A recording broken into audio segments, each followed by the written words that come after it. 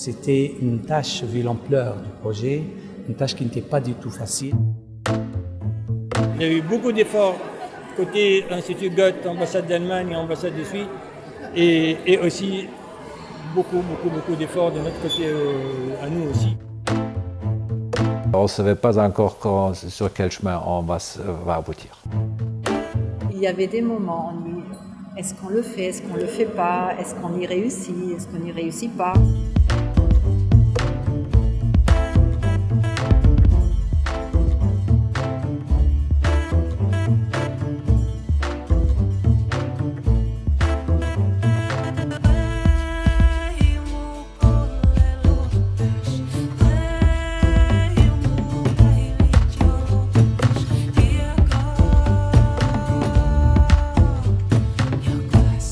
L'aventure a débuté en octobre 2012. J'ai rencontré par hasard quelque part Hamadi Cherif, le galeriste. Il m'a dit « Ah, j'ai envie de faire une exposition clé en 2014 puisque c'est le centenaire du voyage à Tunis. » Je dis « Ah, très bien, j'ai envie de faire une exposition des voyageurs à Tunis, clé Maquet et Moilier en 2014. »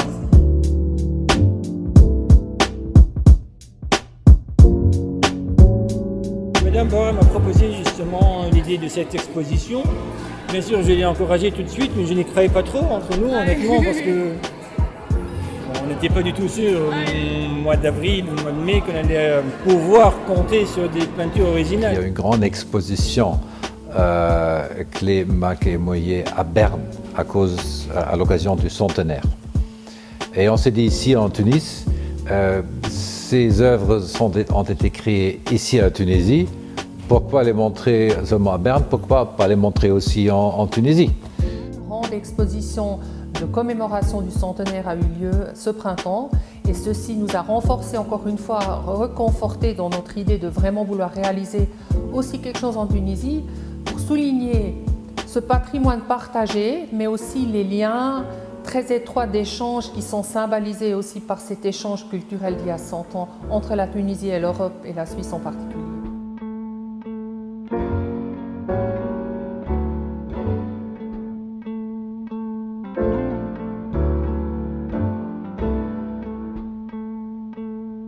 On m'a contacté, on m'a trouvé parce que le film de Bernd Engelmann et Gisela Wunderlich, j'ai parlé dans ce film, on m'a consulté et c'était la raison, je pense. Et j'ai osé de faire cette aventure depuis avril. L'idée c'était faire revivre ce moment, lui rendre hommage avec un événement. Et les parties intéressées en ont parlé, on s'est rencontrés, on a dit on devrait ramener ces œuvres qui n'auraient jamais existé si il n'y avait pas eu ce voyage dans le pays, qui en fait est à leurs origines. Enfin, il mérite d'être montré ici.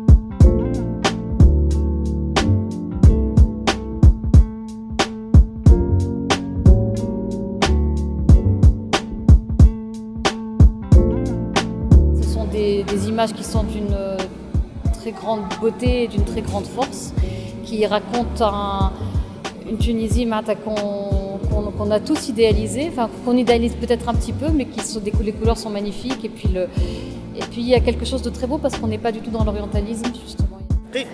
Saint-Germain, ce qu'on appelait à l'époque Saint-Germain, donc à leur époque, la maison du docteur Jaïji, là où les trois avaient passé des vacances chez leur ami docteur. C'est toute une longue belle histoire. Et pourquoi il a pris le train, et pourquoi il est allé s'arrêter à la gare de Hammamet, et puis il s'arrête à Yakouda. Qui aurait. توا تقول لهم توا حتى يعرف علاش وقف في ياكودا.